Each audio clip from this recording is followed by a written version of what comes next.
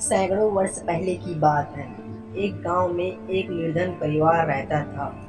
उस परिवार में केवल दो ही सदस्य थे। एक स्वयं रामू व दूसरी उसकी बूढ़ी माँ, जो हर समय खटिया पर बीमार पड़ी रहती थी।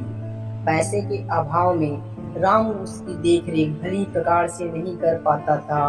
रामू जंगल से लकड़ियां काट कर लाता और उन्हें उचित दामों पर बेचकर जैसे तैसे अपनी माँ की जीविका को चलाता था। रामू के बचपन में ही उसके पिता की मृत्यु हो गई थी। तभी से परिवार के भरण पोषण का भार उसके कंधों पर आ गया था। जब रामू 3-4 वर्ष का होगा, तब उसके पिता ने उसकी एक सुंदर सी बकरी लाकर दी थी। उसे रामू बहुत प्यार करता था। इसके लिए वह जंगल से हरी हरी घास काट कर लाता और खिलाता। इसी तरह कई वर्ष बीत गए। एक दिन की बात है कि रामू ने जंगल में लकड़ियां काटने के बाद अपनी बकरी के लिए टोकरी भर घास काटी और घर चल दिया। दूसरे दिन जब वह उसी स्थान पर पहुंचा, तो उसे यह देखकर आश्चर्य हुआ कि जहां से कल उसने घास काटी थी, वह रात भर में फिर इतनी ही लंबी घास उग गई आई है। उसने लकड़ी काटने के बाद घास से टोकरी भरी और घर लौट गया। तीसरे दिन रामू फिर उसी स्थान पर पहुंचा तो पाया कि आज फिर उसी स्थान में उतनी ही लंबी घास है जितनी कल थी।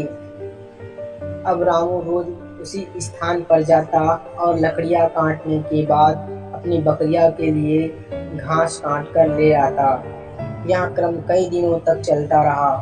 एक दिन उसने सोचा, आखिर घास की जड़ में ऐसा क्या है जिससे घास रोज बढ़ जाती है।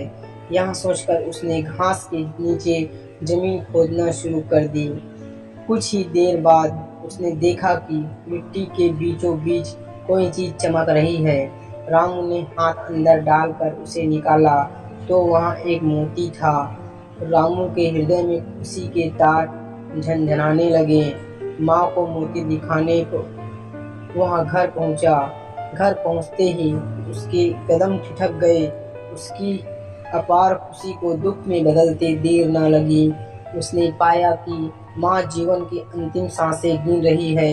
उसे देखकर माँ बोली, बेटा आ गया तू, मैं तेरा ही इंतजार कर रही थी। बेटा मैं तो जा रही हूँ, तू अपना ख्याल रखना। हमेशा मेहनत से पाया हुआ धन ही खाना, कभी हराम का नहीं। माँ के गले से रुक रुक कर निकलती यह आवाज बिल्कुल ही रुक गई। रामू दहाड़ मार मार कर रोने लगा। कुछ दिनों तक तो रामू को माँ की बहुत याद आई। वह बेचारा दुखी मन से अकेला ही रहने लगा। एक दिन रामू को मोती का ध्यान आया। उस मोती को उसने चावल के डिब्बे में डाल दिया था। रामू ने चावल के डिब्बे को संभाला तो उसे डिब्बा पहले से अधिक भारी लगा, और जब उसने ढक्कन खोला तो पाया कि डिब्बा चावलों से पूरा भरा है, जो कि मोती रखने से पूर्व बहुत खाली था। यह देखकर उसकी आंखें फटी रह गई। उसने अगले ही पल उसमें से चावल निकाले और थोड़े से चावल उसकी तली पर ही पड़े रहने दिए। फिर मोती डालकर उसे बंद करके रख दिया। अगले दिन जब उसने डिब्बा खोला तो पाया आज फिर डिब्बा चावलों से भरा हुआ है। उसे यह समझते देर न लगी कि मोती जादुई है। यहाँ उसने मोती को रुपये पैसों के डिब्बे में डाल दिया। देखते ही देखते उसके पास अपार धन हो गया। वह जी भर कर खर्च करता, मगर उसका धन कम नहीं होता। इस तरह वह बड़ा वैभवशाली बन गया। जैसे जैसे वह अमीर होता गया, माँ की कही हर बात उसके दिमाग से निकलती गई। धन के उसे पहले दर्जे का लालची बना दिया। एक दिन रामू के पास एक पड़ोसी कुछ पैसा उधार मांगने आया। कुछ नहीं दूंगा, ऐसे भिखारी यहाँ बहुत आते हैं, निकल जा यहाँ से, रामू ने चिल्लाकर कहा। तो वह आदमी अपना मुंह लेकर लौट गया। एक बार मूसलाधार पानी बरस रहा था। सर्दी की भयानक काली रात थी। एक गरीब औरत ने अपनी पानी व ठंड से बचने के लिए रात गुजारने को रामू को यहाँ जगह मांगी। रामू ने उसे भी बेरहमी से भगा दिया। मोती मिलने से पहले रामू एक उदार मेहनती आदमी था, लेकिन अब उसकी दुष्टता और कृपणता दिनों दिन बढ़ती जा रही थी। दुर्भाग्यवश एक बार उस गांव में भयानक अकाल पड़ा। लोग भूख मरने लगे, पर रामू के यहाँ अकाल की छाया तक नहीं थी। उसके यहाँ अन्न के भंडार पड़े रहे थे, यहाँ तक कि वह अपनी मुर्गियों को, बकरी को भी खूब अच्छा अच्छा अनाज खिलाता था। आखिर भूख से गांव वालों ने निर्णय लिया कि हम लोग अंतिम बार रामू के पास जाए और कुछ अनाज उधार देने की विनती करें।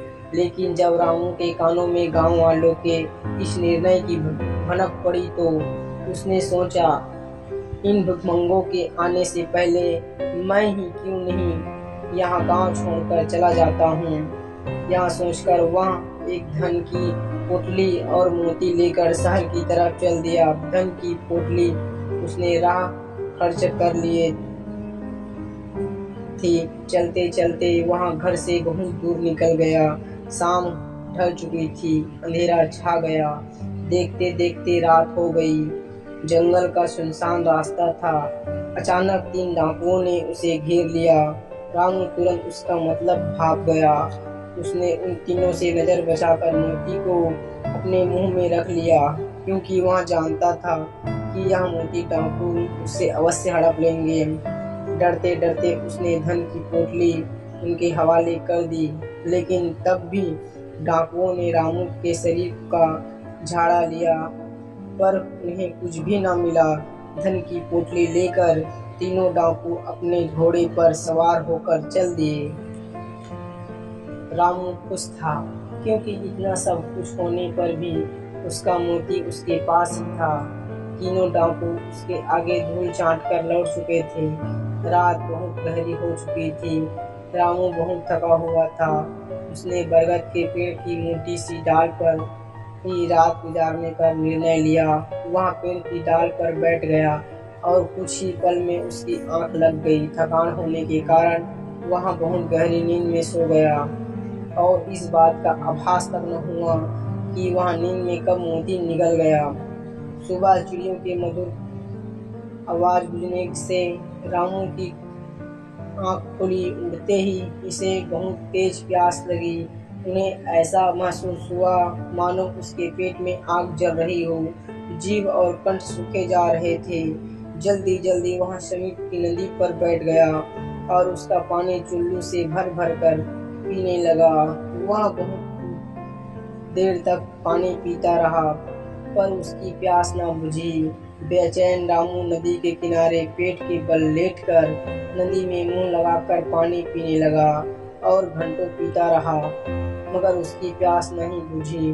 थोड़ी ही देर में उसने महसूस किया मानो उसका पूरा शरीर आग की लपटों से घिरा हुआ है। सिर घूम रहा है, हाथ पैर गर्म हो रहे हैं, सांस लेना मुश्किल हो रहा है। उसकी प्यास ज्यों की त्यों है। वह फिर पानी पीने को झुका। अचानक जल में उसके एक भयानक आकृति दिखी, जिसके मुंह से आग निकल रहे थे और धुएं की लपटें निकल रही थी। बड़ी बड़ी लाल लाल आंखें से चिंगारी छूट रही थी। रामू को समझते देर न लगी कि वह उसकी आकृति है। वह भयभीत होकर चीखने लगा, नहीं, ऐसा नहीं हो सकता, मैं रामू हूँ। उसकी आवाज पूरी तरह जंगल में गूंजने लगी। शेर सुनकर पक्षी घबराकर उड़ गए। रामू भयभीत होकर इधर उधर दौड़ने लगा, किंतु उसके सारे प्रयत्न व्यर्थ हो गए। रामू राक्षस फिर से आदमी नहीं बन सका। इस तरह मेहनत करने के कमाने वाला हंसमुख रामू माँ की बातों को भूलकर धन के लालच में एक क्रूर भयानक राक्षस बन गया। अब लोग उसके पास आने में भी डरते थे। उसे कोई नहीं पहचानता था कि वह रामू है। इस तरह दोस्तों लालच का फल हमेशा बुरा ही होता है। तो दोस्तों कैसी लगी मेरी यहाँ कहानी? अगर अच्छी लगी हो तो मेरे चैनल को लाइक व सब्सक्राइब जरूर कीजिए। धन्यवाद।